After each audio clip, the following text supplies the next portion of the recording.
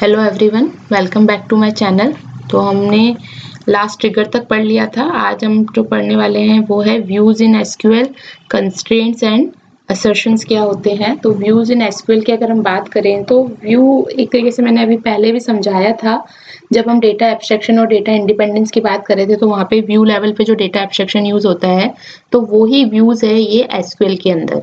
Views का क्या मतलब है? It is a virtual table. अब वर्चुअल टेबल का क्या मतलब है? वर्चुअल का मतलब है जो कि कोई फिजिकल स्पेस आपका ऑक्यूपाई नहीं करता है आपके डिस्क पर, ठीक है, आपकी मेमोरी के अंदर। ठीक है, तो views in SQLs are virtual tables derived from one और मोर अंडरलाइंग बेस टेबल्स और अदर व्यूज। ठीक है, तो व्यूज एक तरीके से एसक्यूएल में वर्चुअल टेबल्स है जो कि कैसे आप ड्राइव करते हो, जो आपकी बेस टेबल्स हैं या फिर कोई अदर ऑलरेडी जो व्यूज बने हुए हैं उनसे जो आप व्यूज लेते हैं उन्हें हम कहते हैं वर्चुअल टेबल। और ये ऑलरेडी डिफाइंड टेबल से आप ड्राइव कर पाते हो। तो what it represent? They represent a predefined SQL query stored in the database schema. ठीक है, views do not store data themselves. Instead, they provide a dynamic, up-to-date representation of your data stored in the underlying tables. Okay, ये खुद से कोई data store करके नहीं रखते हैं, जबकि ये क्या प्रोवाइड करते हैं? एक dynamic up to date representation of your data stored in the underlying tables. कुछ की पॉइंट्स हैं आपके व्यूज के कि वर्चुअल टेबल का कॉन्सेप्ट यूज करता है। Views are virtual table that do not store data themselves but provide a dynamic up to date representation of data from one और more underline database tables और other views. Pre defined queries, इसका एक key point है। इसका मतलब क्या है? Views are created using a pre defined SQL queries that define the structure and content of the view. These queries can include select statement, join, filter and aggregation. Data abstraction को provide करता है, क्यों? क्योंकि views जो है वो abstract कर देता है आपके कॉम्प्लेक्स डेटा स्ट्रक्चर को और प्रोवाइड करता है only essential information to the user. Security और एक्सेस कंट्रोल है, क्यों? क्योंकि आप एक स्पेसिफिक रिक्वायरमेंट्स या स्पेसिफिक डिटेल ही यूजर को भेज रहे हैं, ना कि आप कंप्लीट डेटाबेस का एक्सेस आप अपने यूजर को दे रहे हैं थ्रू व्यू। तो व्यू से क्या हो रहा है कि आप एक कंप्लीट डिटेल ना प्रोवाइड करके जो एसेंशियल इन्फॉर्मेशन दे रहे हैं, तो उससे आपको क्या अचीव होता है? Security and access control. Data independence होता है, व्हाई? क्योंकि view provide a layer of abstraction that helps achieve data independence. How? It changes to the underlying base table schema और data do not affect the view definition और the application querying the view. अगर आप base table में कुछ changes कर रहे हो तो उसका डायरेक्टली अफेक्ट आपकी व्यू डेफिनेशन पे या जो कि एप्लीकेशन जो कि क्वेरिंग कर रही है थ्रू द व्यू उस पर अफेक्ट नहीं होता। इसलिए डेटा इंडिपेंडेंस को भी अचीव करता है। नेक्स्ट है क्वेरी सिंप्लीफाई कर देता है, क्योंकि आप एक पर्टिकुलर इंफॉर्मेशन यूजर को शो कर रहे हैं तो वो इजीली देख पाएगा। जैसे सपोज कॉलेज के डेटाबेस में स्टूडेंट को सिर्फ अगर अपनी अपनी डिटेल देखनी है तो वो क्या है, उसने स्टूडेंट आईडी डाली तो उसको सिंपली एक स्टूडेंट आईडी, उसका नेम और उस स्टूडेंट से रिलेटेड इन्फॉर्मेशन मिल गई। ना कि अगर आप व्यू ना यूज करके अगर उसको आप कंप्लीट डेटाबेस से इन्फॉर्मेशन देते तो वो एक बहुत ही बड़ी टेबल उसको शो होती है और जिसके अंदर उसको सर्च करना पड़ता पर्टिकुलर डिटेल के लिए। तो rather than doing that, we using a view where we perform the simplification of a query for a end user. Next performance optimization. ये तो बेसिकली हो गई जब आप एक स्मॉल व्यूज या स्मॉल वर्चुअल टेबल्स आपके यूजर को दे रहे हैं तो ये परफॉर्मेंस ऑप्टिमाइज करेगी, क्योंकि टाइम आपको कम लग रहा है चीजों को एग्जीक्यूट करने में या रिट्रीव करने में। एक आपके अपडेटेबल व्यूज भी होते हैं। एक व्यूज तो होते हैं जिनको आप अपडेट नहीं कर सकते, लेकिन एक होते हैं आपके अपडेटेबल व्यूज भी। means some database systems support updatable views, means allows user to perform insert, update and delete operations on the view. इनको materialized views भी कहते हैं। So these operations are translated into corresponding modifications on the underlying base table. Next आपका होता है, ये काफी database management system से को सपोर्ट करता है। जो mostly popular database management system है उसके अंदर व्यू तो आपको डेफिनेटली मिलेगा। ठीक है, तो ये कुछ की पॉइंट्स है जो आपको पता होने चाहिए in respect to the views. अब अगर हम टाइप्स ऑफ व्यूज की बात करें तो देखो मेजरली जो क्वेश्चंस आ जाते हैं आपके एग्जाम के अंदर वो आते हैं आपके सिंपल व्यू, कॉम्प्लेक्स व्यू और मटेरियलाइज्ड व्यू से। हालांकि फिर भी मैंने यहाँ पे कोशिश की कि जितनी पॉसिबिलिटीज होती हैं व्यूज की वो कवर करने की।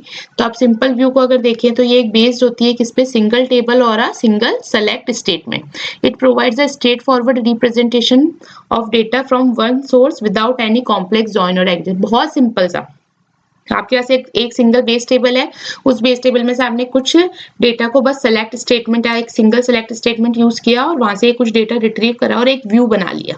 ठीक है, वहां कोई कॉम्प्लेक्स स्ट्रक्चर्स या कॉम्प्लेक्स ऑपरेशंस आप यूज नहीं कर रहे हो, तो उस केस में जो व्यूज बनते हैं वो आपके कहलाते हैं सिंपल व्यूज। कॉम्प्लेक्स व्यूज क्या हो जाएंगे, जिसमें आप मल्टीपल टेबल्स को यूज कर रहे हो व्यू बनाने के लिए and also involve some complex SQL queries like joins हो गए, सब क्वेरीज हो गई या फिर एग्रीगेशंस हो गए। In complex SQL queries plus multiple tables को यूज करके जब आप व्यू बनाते हो तो वो क्या कहलाते हैं, complex view. But complex view तो बनेगा but it will provide you a more sophisticated representation of data and also often combining your information from multiple sources. Suppose एक डेटाबेस है सेम ही कॉलेज का जिसके अंदर कुछ एक टेबल है जिसमें सिर्फ स्टूडेंट की इन्फॉर्मेशन है, दूसरा टेबल जिसके अंदर उनके सेमेस्टर वाइज मार्क्स है, तीसरा टेबल है जिसमें उनके सेमेस्टर वाइज अटेंडेंस मेंटेन है। अब एक स्टूडेंट आता है और उसको अपना इंफॉर्मेशन मीन्स अपनी डिटेल्स, अपने मार्क्स और अपनी अटेंडेंस देखनी है, तो आप क्या करोगे, स्टूडेंट्स के लिए एक ऐसा व्यू बना दोगे तीनों टेबल में से जिसमें से वो अपनी इंफॉर्मेशन देख सकता है, अपने पर्टिकुलर मार्क्स देख सकता है पर्टिकुलर सेमेस्टर के और पर्टिकुलर अटेंडेंस देख सकता है उस सेमेस्टर की। तो ये एक तरीके से क्या बन गया, कॉम्प्लेक्स व्यू बन गया, क्योंकि मल्टीपल टेबल्स यूज हो रही हैं और कॉम्प्लेक्स क्वेरीज आप यहाँ पे यूज कर रहे हैं। इंडेक्स व्यू जो होता है, इंडेक्स व्यू को आप मटेरियलाइज्ड व्यू भी बोल सकते हैं। ये किस लिए यूज होगा, it be computer store the result of a query as a physical table. It is useful for improving query performance by caching the results of expensive queries, especially for frequently asked or complex view. ठीक है, means क्या है कि जो indexed view है उसके results को आप आपके फिजिकल टेबल में स्टोर करके रख सकते हो, means you can update in that indexed view और इन अ मटेरियलाइज्ड व्यू। ठीक है, तो ये तीन इंपॉर्टेंट व्यूज हैं, इसका मैंने डिस्कशन कर लिया है। इसके अलावा मैं आपको ये शेयर कर दूंगी तो उसमें प्लीज आप अपडेटेबल व्यूज क्या होते हैं, पार्टीशन व्यूज क्या होते हैं, सिस्टम व्यूज क्या आते हैं, ये भी पढ़ लीजिएगा। तो एग्जाम में क्वेश्चन आ जाता है कि व्यू क्या है या फिर व्यू की प्रॉपर्टीज क्या है, तो प्रॉपर्टीज हमने यहाँ पे देख ही लिए, उसके की पॉइंट्स और टाइप्स जो हैं वो हमने यहाँ पे समझ लिए हैं। अगर एग्जाम्पल की बात करें तो देखो, अगर हमें एक व्यू क्रिएट करना है इन एसक्यूएल तो वो कैसे क्या इन्वॉल्व करता है, create view statement followed by a query that define the view structure and data. What it means, we have creating one view, name is sales summary. So sales summary is the name of the view. और इस view के अंदर include क्या होगा, as ये जो statement आप run करोगे इस स्टेटमेंट का जो रिजल्ट आएगा वो आपका सेल समरी व्यू में स्टोर हो जाएगा। तो देखो, sale summary is the name of the view, it provides a summarized view of the sales data by product, calculating the total quantity and total revenue for each product. So this view can then be queried like a regular table to retrieve sales summary information. मतलब हमने क्या करा, हमारे पास एक table थी sales जिसके अंदर बहुत सारी इंफॉर्मेशन है। अब इस सेल्स टेबल में से मैंने एक व्यू बना लिया है सेल समरी का, और वो सेल समरी क्या बताएगा, अकॉर्डिंग टू जो भी एक प्रोडक्ट आईडी है उसकी कितनी क्वांटिटी है, ठीक है, उसकी प्रोडक्ट आईडी क्या है, कितनी क्वांटिटी हुई टोटल, और प्लस उसका कितना रेवेन्यू जनरेट हुआ। सिर्फ ये तीन डिटेल्स इस व्यू के अंदर स्टोर हो जाएंगी आपकी सेल्स टेबल में से। तो और फिर जब आप क्वेरी करना चाहोगे कि भाई मुझे बताओ कि सम क्वांटिटी कितनी है किसी प्रोडक्ट आईडी की टोटल, तो आप सिंपल जैसे हम एसक्यूएल क्वेरीज एग्जीक्यूट करते हैं वैसे ही इस व्यू को भी एग्जीक्यूट करोगे। So it is a very powerful tool in your SQL database management system. It provides your abstraction, data independence and also performance optimization. And yes, main thing is it provide you the control on your database table. Next जो topic है constraint, ये हम already भी पढ़ चुके हैं, ER diagram जब हमने डिस्कस किया था आप वहां पे भी देख सकते हैं, बट मैंने एक बार एसक्यूएल के कॉन्सेप्ट में भी मैं आपको समझा देती हूँ। कंस्ट्रेंट्स का मतलब क्या है कि कुछ कंडीशंस आप पुट करना चाह रहे हो, तो constraints in SQL are rules और condition which is applied to a column और टेबल आइदर कॉलम और table to enforce your data integrity. Data integrity को मेंटेन करने के लिए जो हम कंडीशंस अप्लाई करते हैं उनको हम कहते हैं constraints. So they specify limits or restrictions on the data that can be stored in the table. So यहाँ पे काफी सारे restrictions या हम कह सकते हैं constraints हो सकते हैं। जैसे अगर हम first constraint की बात करें, primary key constraint, तो primary key constraint क्या कहलाता है, क्या कहता है कि that each record in a table is there is a key which exists in your table and it should be a unique and not null. So it uniquely identifies each record in the table and also only one primary key constraints can be defined for a table. आपकी कोई भी table है उसके अंदर एक ही primary की होगी और उस प्राइमरी की वैल्यूज क्या होंगी, यूनिक एंड नॉट नल, यानी कि वो यूनिकली आइडेंटिफाई करेगी रिकॉर्ड को। तो ये हो गया आपका प्राइमरी की कंस्ट्रेंट। अब अगर हम बात करें फॉरेन की कंस्ट्रेंट की, तो फॉरेन की हमें पता है कि दो टेबल्स के बीच में रिलेशनशिप को एस्टैब्लिश करता है। तो फॉरेन की कंस्ट्रेंट क्या इंश्योर करता है, that the values in a column of one table match the values in a column of another table. Means foreign की के थ्रू जो दो टेबल्स आपकी रिलेट कर रही हैं और जिन कॉलम्स के थ्रू रिलेट कर रही हैं उन कॉलम्स की वैल्यू मैच होनी चाहिए एक दूसरे से, वो कहलाता है आपका फॉरेन की कंस्ट्रेंट। जैसे यहाँ पे देखो, क्रिएट टेबल ऑर्डर, ठीक है, ऑर्डर्ड आईडी यहाँ पे बनाइए आपने प्राइमरी की, कस्टमर आईडी बनाइए एक, ठीक है, और यहाँ पे फॉरेन की जो ये कस्टमर आईडी है ये एक तरीके से फॉरेन की है जो कि किसको रेफरेंस कर रही है, कस्टमर नाम की टेबल में कस्टमर आईडी को। तो ये कस्टमर आईडी जो है ये प्राइमरी की है कस्टमर टेबल में, जबकि ऑर्डर टेबल के अंदर एक एट्रीब्यूट है कस्टमर आईडी जो कि फॉरेन की तरह वर्क कर रहा है for this customer ID which is represent as a primary key in your customer table. So values for this customer ID and this customer ID must be match. Next is the unique constraint. Unique constraint का मतलब क्या होता है, it ensures that the value in a column, जहाँ पे भी value in a column means जिस भी कॉलम में आप ये unique constraint अप्लाई कर रहे हैं उस कॉलम की जो वैल्यूज है वो एक तो यूनिक होनी चाहिए, लेकिन प्राइमरी की के अंदर भी हम कहते हैं कि वैल्यूज यूनिक होनी चाहिए, बट यूनिक कंस्ट्रेंट और प्राइमरी की कंस्ट्रेंट में एक डिफरेंस क्या है, प्राइमरी की के अंदर वैल्यूज या तो यूनिक होनी चाहिए और नॉट नल होनी चाहिए, नल अलाउ नहीं है प्राइमरी की में, जबकि यूनिक कंस्ट्रेंट में आपकी वैल्यूज यूनिक हो सकती है and also it will allow to null values. Next होता है आपका चेक कंस्ट्रेंट। अच्छा यहाँ पे ये देखो, जैसे ये मैं बताना भूल गई ना, देखो यहाँ पे ये टेबल है, इस टेबल में जैसे ईमेल ले लिया मैंने, है ना, एक ईमेल नाम से एट्रीब्यूट है जिसका डेटा टाइप है varchar, 100 तक आपकी इसकी लिमिट है और इसको हमने डिफाइन कर दिया यूनिक। यूनिक का क्या मतलब है कि every student has their unique email ID, और अगर यूनिक ईमेल आईडी नहीं है तो वहां पे आप नल डाल सकते हो, लेकिन अगर आप ईमेल आईडी डाल रहे हो तो वो यूनिक होनी चाहिए। इसी तरीके से अगर हम बात करें चेक कंस्ट्रेंट की, तो चेक कंस्ट्रेंट किस लिए यूज होता है, it enforces a condition that each row in a table must satisfy.